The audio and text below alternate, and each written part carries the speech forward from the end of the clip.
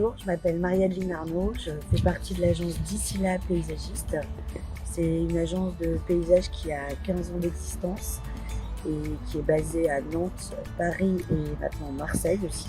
On travaille beaucoup sur des espaces publics, des parcs et aussi des projets de territoire avec un regard assez important sur les enjeux de transition écologique. Nous avons répondu à un appel d'offres de la ville de Vannes, qui est un appel d'offres d'assistance à maîtrise d'ouvrage pour les aider à concevoir le parc du Pargo.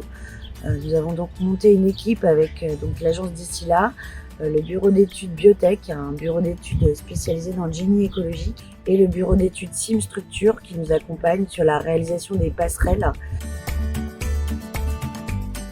Alors le parc du Pargo, c'est un espace qui a été déjà classé espace naturel au sein de la ville de Vannes, qui est composé de 3 parcelles différentes. La parcelle dans laquelle on se trouve, qui est la parcelle de la Prairie, une autre parcelle juste à côté qui est le bois, et enfin de l'autre côté du boulevard des Îles, une parcelle qui est une zone humide. Et donc là, ce qui a été aménagé aujourd'hui et la première tranche de travaux, c'est l'aménagement de la prairie. Et il reste à suivre l'aménagement du bois et de la zone humide. Sur la première parcelle, qui est celle de la prairie, on avait des arbres avec déjà de belles hauteurs. Le mur du château est un vieux mur en pierre qui était un peu à révéler, et des prairies en pente douce. Donc nous, dans la conception, on a simplement défini des parcours lisibles et qui à terme vont réunir les 3 parcelles.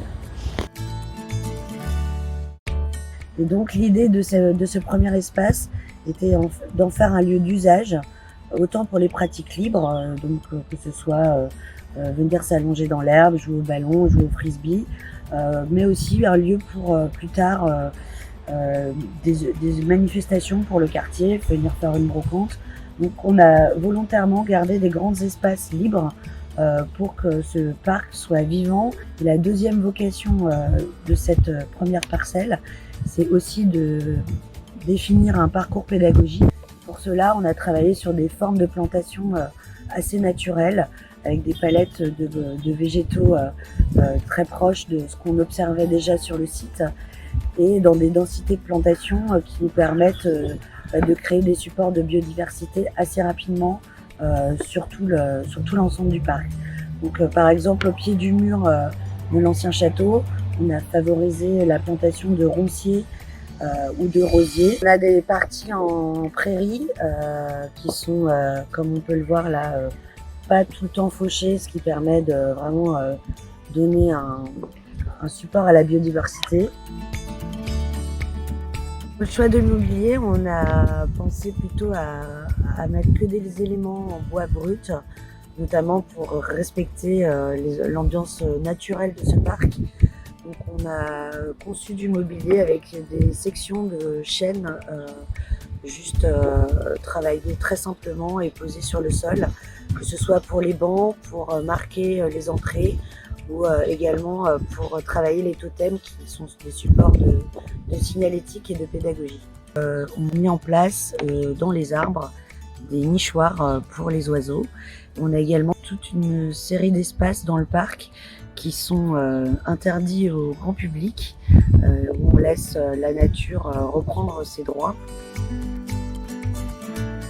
Dans le parc, on trouve également une aire de jeu pour enfants qu'on a installée dans une clairière existante qui était bordée de grands arbres, ce qui permet d'offrir une aire de jeu à l'ombre. Et on s'est tourné également vers des jeux essentiellement en bois pour être dans une même cohérence que celle du mobilier et pour s'intégrer au mieux dans cet espace naturel.